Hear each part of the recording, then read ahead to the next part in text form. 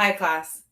I chose to research the Navajos, also known as Dene, which simply means the people in their language. The Navajo Nation spans across 20,000 square acres of Arizona, parts of New Mexico, and Utah, with Window Rock, Arizona being the capital and seat of government for the Navajo Nation. It's considered a sacred site that represents resilience, spiritual healing, and tribal sovereignty. The reason Window Rock is considered sacred lands is because following the Treaty of 1868, after years of United States government abuse, the Navajos were able to return to their homelands known as Dinette, which would later be renamed Window Rock. Navajos use the same currency and have a similar government structure set up like the United States. However, the Navajos used to use a barter and gift system. Trading livestock was a form of live currency. Navajo culture is strongly focused on family, community, and their collective well-being. Traditional values dictate respect for tribal elders, and they strongly believe in harmony with nature, whereas the United States is more like the big rat race. He who has the most wins. Many Americans work endless cycles of work to accumulate the most money or property.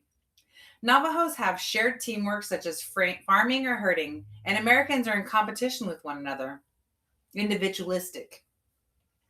Navajo communication is considered high context due to being a close-knit society with centuries-old shared traditions and values with an immense amount of information understood without being spoken. The Navajos believe that sometimes implicit messages are just as important as things not said. For example, instead of confrontation, telling someone a metaphor or a story keeps harmony and is used to guide behavior, whereas the U.S. favors direct, dominant, explicit, low language context. Navajos use nonverbal communication like gentle handshake or avoiding prolonged eye contact to show respect. And Americans believe in a firm handshake and keeping eye contact to show being engaged or interested. Navajos use nonverbal communication like a gentle handshake. Navajo's foundation is grounded in Hoso, which means walking in beauty, balance, and harmony and health. Their goal in life is to live perfectly with the natural world, the community, and oneself. Success is measured by how one maintains this harmony. The U.S. relies heavily on constant growth through material gains, tangible milestones, or climbing the hierarchical